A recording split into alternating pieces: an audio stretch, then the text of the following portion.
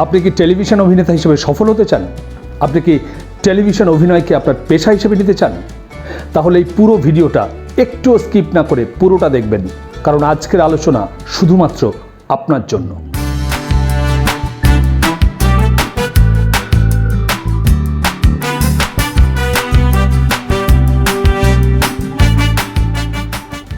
নমস্কার বন্ধু, আপনি আছেন আপনার একান্ত নিজস্ব অভিনয় চর্চা কেন্দ্র অভিনয়ের হাতেখড়িতে, আর আমি আপনার অভিনয় চর্চার সঙ্গী অভিনেতা বিধান দাস। আপনি যদি আপনার নিজস্ব চ্যানেলটা এখনও সাবস্ক্রাইব না করে থাকেন তাহলে সাবস্ক্রাইব করে পাশে থাকুন, কথা দিলাম উপকৃত হবেন। মূল আলোচনায় চলে আসি। আমরা সাধারণত তিনটে মাধ্যমে অভিনয় করি। এক, মঞ্চ, যাকে আমরা বলি মঞ্চাভিনয়। দুই, টেলিভিশন। এবং তিন, সিনেমা।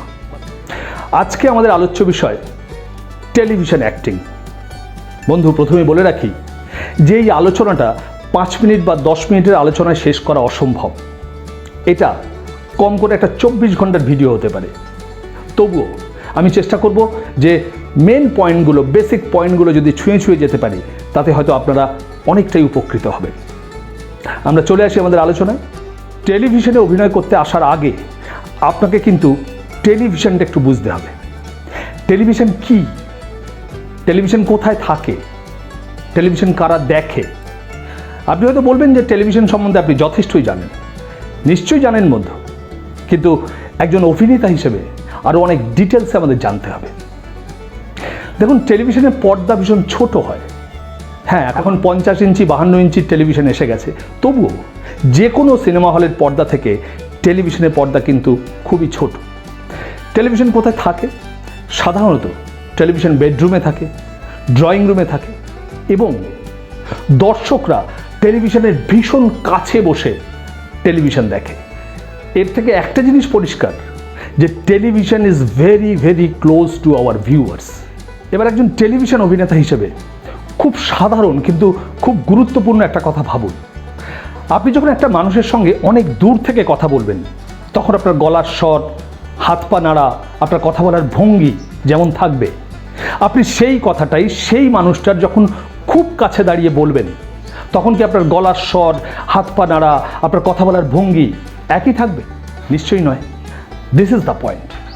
টেলিভিশনে অভিনয় করতে গেলে প্রথমেই আমরা দর্শকের খুব কাছে চলে আসি।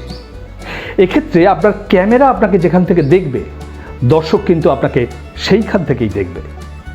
একজন টেলিভিশন অভিনেতা হিসেবে আমাদের জানা দরকার যে টেলিভিশনে লং শটের ব্যবহার কম হয়, কারণ লং শটে পাত্রপাত্রী অনেক দূরে চলে যায়, ভীষণ ছোট ছোট দেখায়, দর্শকরা প্রায় কিছুই বুঝতে পারেন না।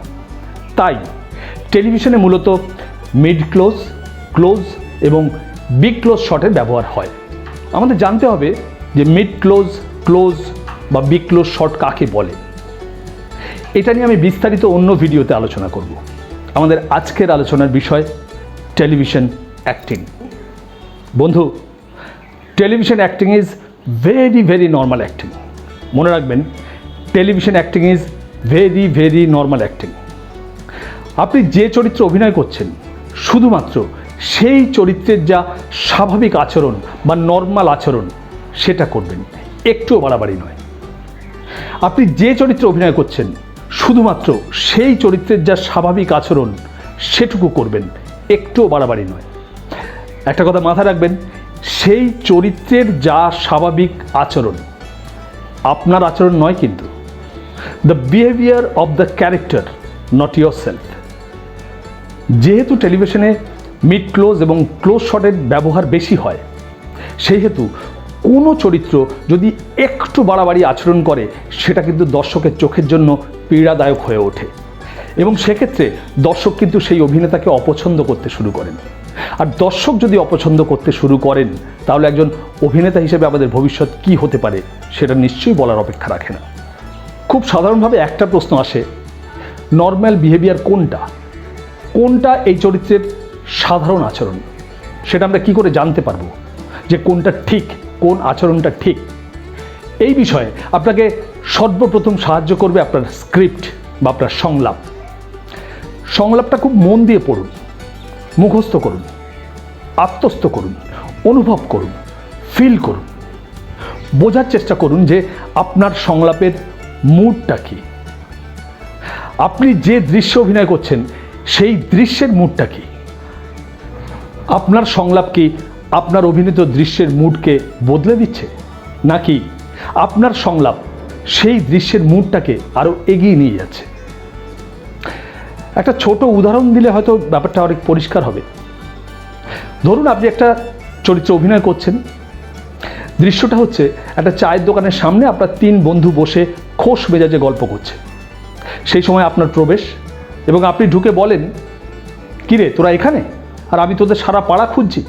তারপর আপনাকে ডিরেক্টর যে জায়গায় বসতে বলেছে আপনি সেই জায়গায় বসে পড়েন এবং বন্ধুদের সঙ্গে আড্ডা মারতে শুরু করেন।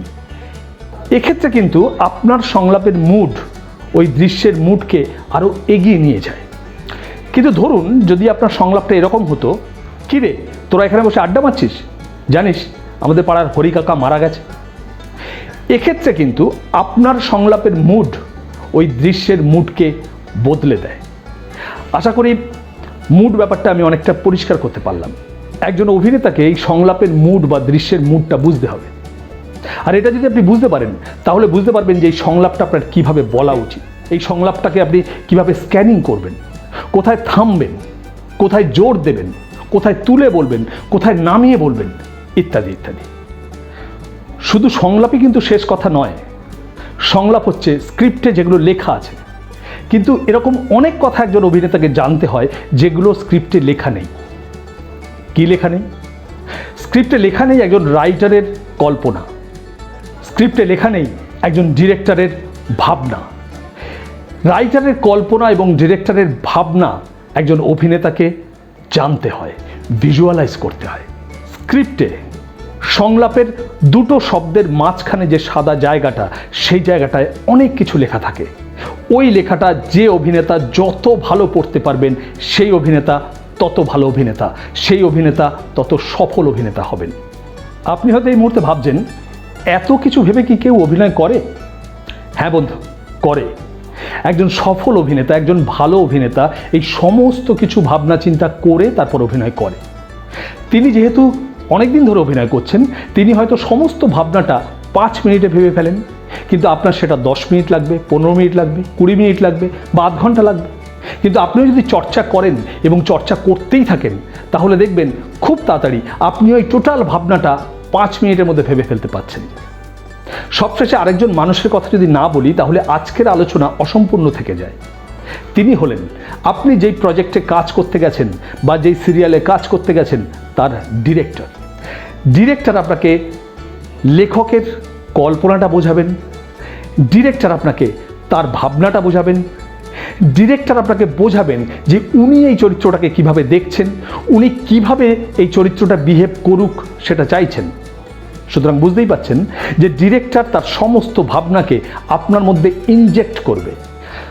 আপনি যদি এই সমস্ত ভাবনা এবং ডিরেক্টরের ভাবনাকে নিজের মধ্যে নিয়ে অভিনয়টা করতে পারেন বা সংলাপটা বলতে পারেন তাহলে দেখবেন যে আপনার বলা সংলাপ বা আপনার অভিনীত চরিত্র ভীষণ ভীষণ ভীষণ জীবন্ত হয়ে উঠবে এবং দর্শক সেটা পছন্দ করবে, আর খুব তাড়াতাড়ি আপনি টেলিভিশনে একজন সফল অভিনেতা হয়ে উঠবেন। এই বিষয়ে আরেকটা খুব গুরুত্বপূর্ণ কথা মনে রাখবেন বন্ধু, একজন পেশাদার অভিনেতার নৈতিক দায়িত্ব হলো সময় বাঁচানো। সময় বাঁচানো মানে অর্থ বাঁচানো।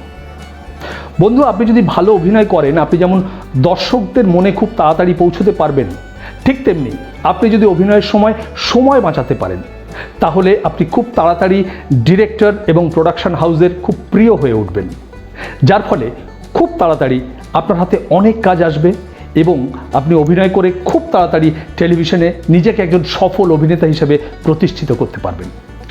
আজকের আলোচনা এই পর্যন্তই। আজকের আলোচনা আপনাদের কেমন লাগলো আমাকে কমেন্ট করে জানান।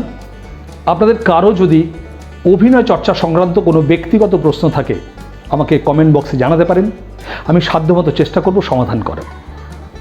আজকের আলোচনা যদি আপনাদের ভালো লাগে তাহলে লাইক শেয়ার করে সকলের মাঝে পৌঁছে দিন। আর আপনি যদি এখনও চ্যানেলটি সাবস্ক্রাইব না করে থাকেন তাহলে এক্ষুনি সাবস্ক্রাইব করে পাশে থাকা বেল আইকনটি চেপে অল করে দিন, যাতে আমার সমস্ত আলোচনা সবার আগে আপনার কাছে পৌঁছয়। দেখা হচ্ছে পরবর্তী ভিডিওতে। ততক্ষণ ভালো থাকবেন, সুস্থ থাকবেন। আপনার অভিনয় জীবনের শ্রীবৃদ্ধি কামনা করি। নমস্কার।